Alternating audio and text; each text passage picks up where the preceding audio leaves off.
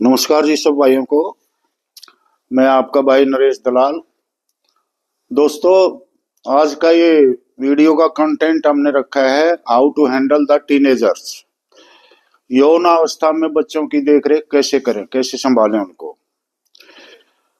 पहले जब ऋषि परंपरा होती थी, आश्रम होते थे, ऋषियों के गुरुकुल होते थे, उस टाइम में चार आश्रम बताए जाते हैं, जो कि ब्रह्मचारी आश्रम, गृहस्थ आश्रम, वानप्रस्थ और उसके बाद में संन्यास आश्रम बोल लो, उसको वर्धाश्रम बोल लो।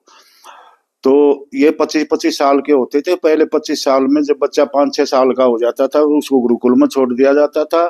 अगले 5-6 साल जो है ऋषि उन बच्चों को मतलब ये देख लेते थे, उनका पालन पोषण भी करते थे वहां पे, और ये देख लेते थे कि बच्चे की रुचि किस काम में है।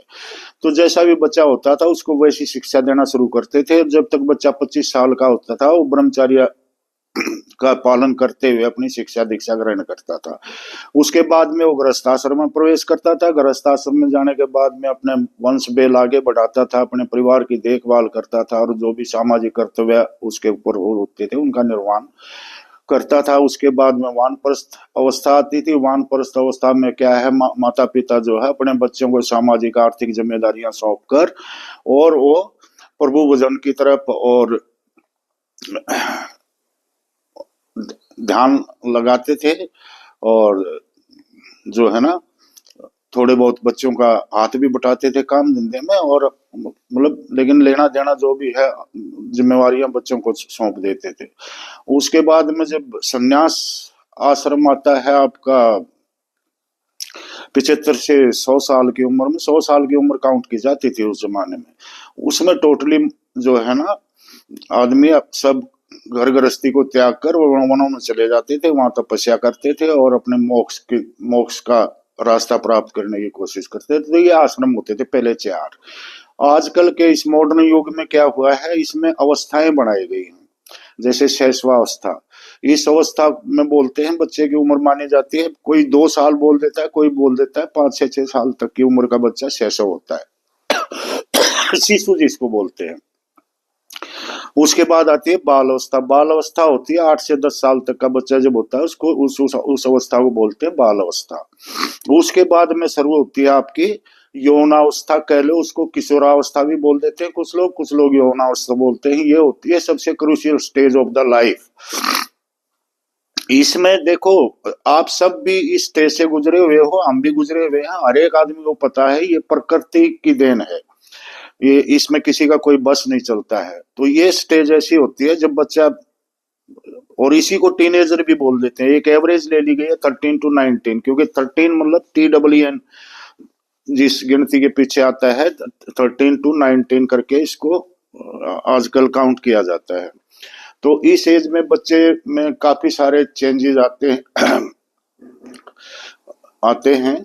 उसमें आपका फिजिकल डेवलपमेंट होगा बच्चे का, मेंटल डेवलपमेंट, साइकोलॉजिकल डेवलपमेंट, और बच्चा जो है हाइट बढ़ेगी, उसकी हाइट वेट गर्थ सब तरह का विकास होगा बच्चे का।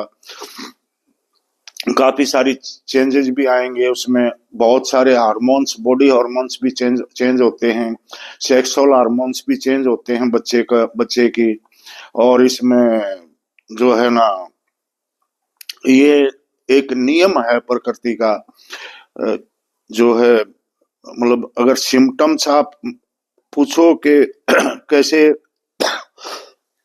पता लगता है कि बच्चा यौनावस्था में प्रवेश कर रहा है, तो उसके छोटे छोटे कुछ सिम्टम्स होते हैं। जैसे पिंपल्स निकलना शुरू हो जाएंगे बच्चों को यहाँ मुंह पे, और वो पिंपल्स कुछ समय के लिए रहते हैं, 1-2 साल रहेंगे या 1.5 साल रहेंगे, फिर धीरे धीरे अपने आप खत्म भी हो जाते हैं। पिंपल्स निकलेंगे, बच्चा लड़का होगा उसके हल्की हल्की दाढ़ी मूछें दिखाई देने लगेंगी, दाढ़ी दिखाई देने लगेंगी, बगल में बाल दिखाई देने लगेंगे।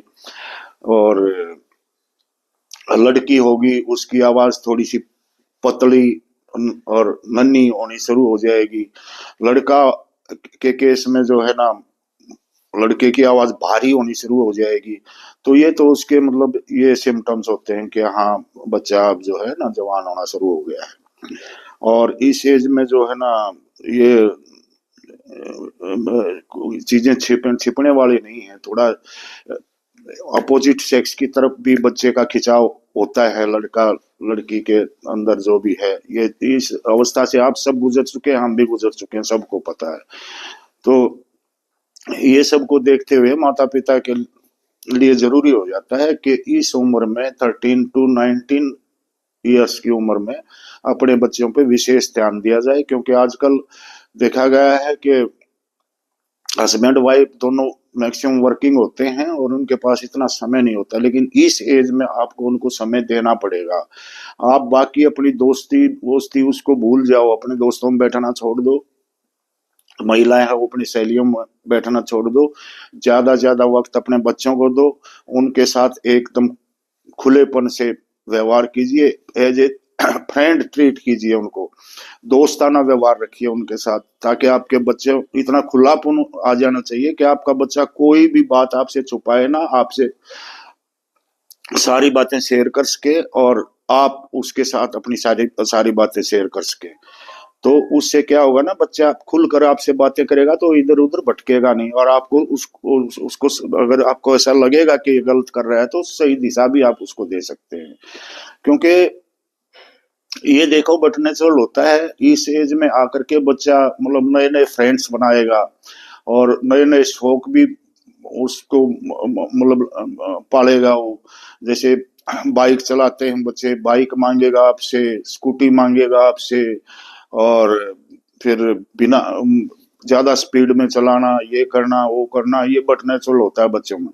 और फ्रेंड सर्कल जब चेंज करेगा तो कुछ फ्रेंड्स उसको बहका सकते हैं, बीड़ी सिगरेट पीना सीख जाएगा धीरे धीरे, और दूसरे नशों में भी फंस सकता है बच्चा आपका। तो इस चीज पे ध्यान देने की जरूरत है। सबसे पेरेंट्स के लिए सबसे बड़ा फार्मूला ये एक ही है कि एकदम ओपन हो जाओ अपने बच्चों के साथ। वो खेलता है तो घर के सामने या जहां भी खेलने जाता है तो साथ में जाओ, उसको बैट बॉल खेलना है तो अपने साथ में जाओ, बच्चे को खिलाओ। ज्यादा फ्रेंड सर्कल में मत फंसने दो उसको, क्योंकि यही टाइम होता है बच्चे का बिगड़ने का और सुधरने का। और ये एज एक बार क्रॉस होगी तो उसके बाद में बच्चा, जब स्कूलिंग उसकी खत्म हो जाएगी, उसके बाद में बच्चा जो है ना अपने आप सब कुछ समझने लग जाता है, कैरियर ओरिएंटेड हो जाता है, उसको अपने कैरियर की फिक्र रहने लगती है। और माता पिता से डिपेंडेंसी भी बच्चा चाहता है कि कम हो जाए, वो स्वतंत्रता पूर्वक अपने निर्णय लेना शुरू कर देगा और अपने करियर की तरफ ध्यान देना शुरू कर देगा। तो मतलब ये 19 ईयर्स के बाद जब बच्चा कॉलेज वॉलेज जाना शुरू कर देगा तो आपको इतना ध्यान देने की जरूरत नहीं है। लेकिन 19 ईयर्स के तक की ये समस्या है, तो सब भाइयों से मेरा निवेदन है कि अपने बच्चों को इस एज में संभालें, पूरा समय दें उनको, पूरा का पूरा समय उनको दें, और एकदम खुलकर बातें करें उनसे, हंसी मजाक करें, किस्से कहानियां सुनाएं, और दूसरों के उदाहरण दें। उसके बच्चे ने देखो ऐसा किया था, वो उसके उस नशे में पड़ गया था, उसका ये हो गया, उसका ये हो गया। ये सब करते हुए बड़े ध्यान से बच्चों को हैंडल करना है। तो वीडियो खत्म करते हैं, लंबी हो जाएगी वरना। वीडियो के अंत में आप सब भाइयों से निवेदन करता हूँ, अगर आपको अच्छी लगी हो ये वीडियो तो चैनल को शेयर कर देना, सब्सक्राइब कर देना, और वीडियो को शेयर कर देना, लाइक कर देना। राम राम सब।